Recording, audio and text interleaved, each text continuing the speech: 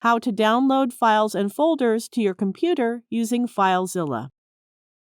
Open the FileZilla client. Enter the host name in the host field. It is your domain name. Now enter the username in the username field and password into the password field.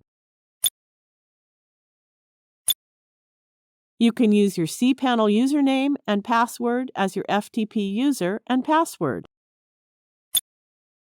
You may leave the port field empty if your login information doesn't specify a certain port to use. Now click the Quick Connect button.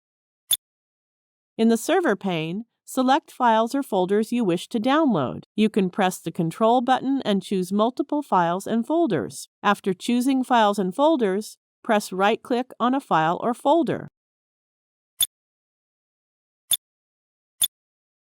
Now click the Download option.